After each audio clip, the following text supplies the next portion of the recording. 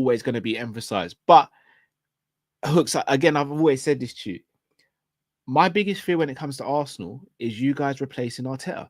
You see, if you told me you're getting Glasner, I'm not sitting here saying we're winning the league or like it's done. Like I'm sitting there going, it's going to be a bit of a mad season. So I do think Arteta has to be looked at. Look, I'm going to be straight with you. I think the way you you beat Liverpool's press, I think the way you hung onto the ball, the way you stifled us in the first half, I thought was excellent. That's the proper way to go away from home and play the first half. Took the crowd out of the game, took the players out of the game, broke up our rhythm. You were doing really well in the first half. But you know what you meant to do in the second half? You meant to consolidate that first half performance and then go, right, we've just dealt with you in the first half. Now we're going to show you why we're better than you, because we've done that in the first half. We're not going to go crazy and go gung-ho, but we're going to open up a little bit now that you're a bit more tired. We're going to exploit your spaces. And when you now try and press us, that's when we're going to start changing up the attack now and use the different patterns and then score a couple of goals and just shut up shop after we go 1 or 2-0 up. That never happened. Curtis Jones came on the pitch, changed the game. I think someone said it in the previous stream. It wasn't just that Szoboszlai scored the free kick, which was a worldie, innit? Yeah. Yes, we win the free kick. Our patterns of play changed. Curtis Jones was the person running through with the ball who had to be taken down, because if you didn't take him down, guess what? He's in on goal or he's going to set someone up. That was tactical changes.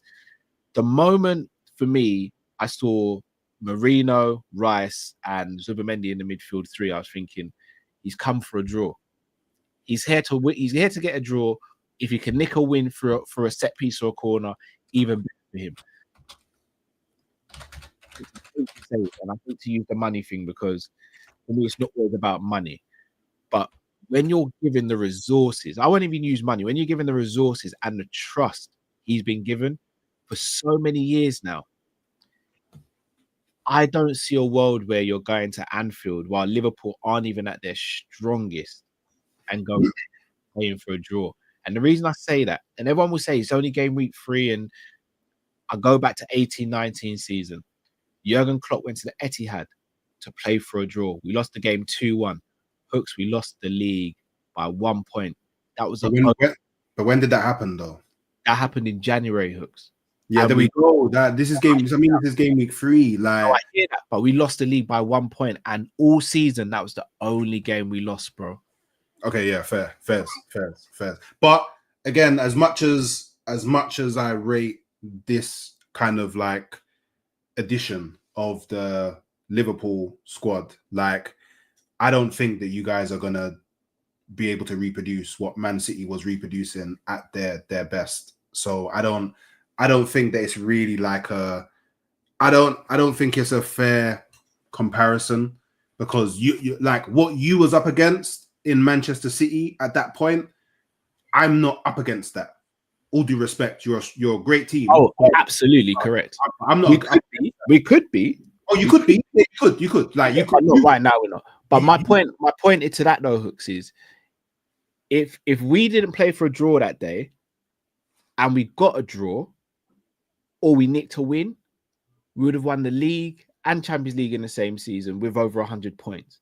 Yeah. That one decision, and remember, this is Klopp we're talking about, one of the most attacking-minded managers we've seen in a long time. Yeah. If he's doing that against a Man City, and it comes out and he doesn't win, there's no point doing it against, as you said, a team that's inferior to that Man City, especially when you believe in your team. Granted, Saliba went off, but Mosquera came on and played excellent. Saka, no Saka from the beginning. Again, big loss. But you've got out and got a Madueke. My thing for me was, all right, Odegaard's not fit, cool. You've got an Eze who is fit, right there. New player bounce. Yeah, bro, you saw Eze Susie come on the pitch, that little that not pass to Bosley, gone. Yeah. So, bruv, with all due respect to Martinelli, so Bosley was comfy against Martinelli. Comfy. A makeshift right back shouldn't be comfy against an out-and-out winger like that. Shouldn't be. Theo Walcott was saying that. Theo Walcott actually said, like, literally, he didn't test him at all. Like, as a winger, he was comfy. But, you know what, yeah? Like, it's like in the same way, Partey was comfy against Luis Diaz last season, and we as fans called it out when we played you at the Emirates and got the 2-2. Yeah. Partey was comfy with Diaz. We called Diaz out. Yeah, no, I hear you. Yeah, I hear. Obviously, don't get me wrong. I hear a lot of what you're saying, but like, I just wanna address one, because I spoke about this a bit earlier, and obviously you brought up the tactical change, and I mean, I didn't want to bring it up on Football 12th Man where there's like nobody really wants to listen, everybody's just shouting, you got Bear Man in the chat, rah, rah, rah, rah, rah, rah, rah, rah. Like, I put what Curtis, so obviously Curtis Jones winning the free kick, I put that less down to the tactical change that Arnie Slot made, and I put it more down to the way that Arteta set up in the midfield, because you've got to appreciate, cool, you've watched Zubimendi, because obviously there was a point in time where you really wanted him, so you know how he likes to play. I know you're doing the I wasn't me, but we all remember. So you know the type of player he is. He likes to pick up the ball. He likes to control the tempo. He likes to pass it off, move, receive it again really quickly. He likes to connect with players in the midfield, and that heavily relies on other players in the midfield being fluid and moving about to kind of facilitate him being able to control the game from the midfield. Now, if you've got Declan Rice, who, cool, he's not someone who will necessarily do that. He will try and break lines, but more through running. He's more of a driver with the ball. Yes. He's not someone you look at and you go, cool, he's gonna pass it to Zubimendi, then he's gonna move over here, and then he's gonna want to receive it back, and then let Zubimendi move, and then he's not gonna do that. And then you've got Mikel Merino, who also isn't gonna do that. So now Zubimendi can't actually play the way that he's more accustomed to playing, and effectively, Mikel Arteta has got him playing basically like Spanish Rice. That's basically how he's got him playing. He's basically got Zubimendi playing like Spanish Rice. That's not how Zubimendi plays. So now in the game, Zubimendi's doing a lot of up, down, running up, down. He's going to gas out. You could clearly see in the second half, he was gassed out. So my thing is, and I guess this, you know, the overall point I'm making, and I guess it can also tie into like the in-game management stuff, is why didn't he just take off Zubimendi and, for example, bring on Miles Lewis-Skelly?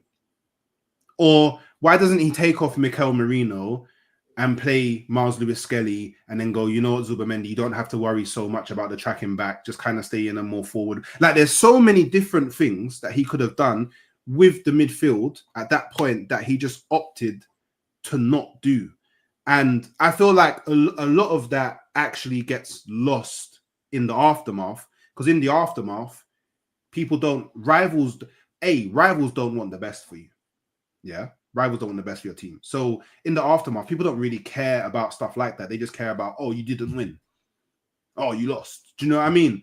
And I don't know. I that's just my perspective on it. I feel like it's not just your perspective though, Hooks. A lot of people share this. And this is what I keep on saying about Arteta, bro.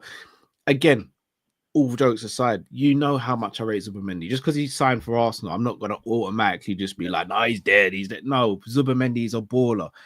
But every baller has limitations in some way, shape, or form. And every baller needs to be complemented by another baller. Busquets, for me, is one of the best DMs I've seen in my lifetime. One of my favorite players, full stop. Yeah.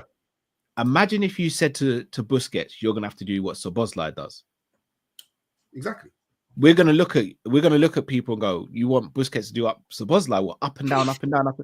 You'll be like, oh no, that's not his game. And if the manager goes, no, that's what I want him to do, and then he's getting caught out of position and stuff, people are gonna be like, well, Busquets is crap, he can't handle the league.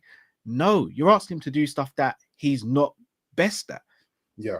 Zubimendi's best attributes are passing through the lines, breaking up play through interceptions, and then keeping the ball recycled. Very akin to what Jorginho did next to Kante at Chelsea in the 3-4-3. You've got a Declan Rice there who can run for days. Yeah. Like, what are we doing here? The pivot's right there. It's Rice and it's Zubimendi. It's right there in your face. Declan Rice can do the sweeping up and the bully stuff and the box crashing when he needs to, sprint back and tackle when he needs to. Zubimendi, just like when Mascherano was playing next to Alonso, Zubimendi's meant to be the deep lying creator who breaks lines, gets the pass through the lines so that your number 10 or your attackers can be 1v1 or running at goal with less people in front of them. It's not hard, bro. Like Zubimendi, that's his game, that's his bag. He's not gonna be a bully. He's not gonna be a man that is sprinting up and down, because he'll get caught out. And this is why I don't understand. And this is my frustration with Arteta from the outside looking in. If you want a player who can do that, go and get a player who can do that. Go and get an Ederson from Atalanta or someone like that. If you're going to bring in a profile of player, play to their strengths. Don't try and mold or remold their game when you don't need to. If that's it, because we're not talking about you're buying a Zubimendi for like 10, 15 million pounds. You're paying 50 odd million. If you're paying 50 odd million, why are you remolding and reshaping that player when you're already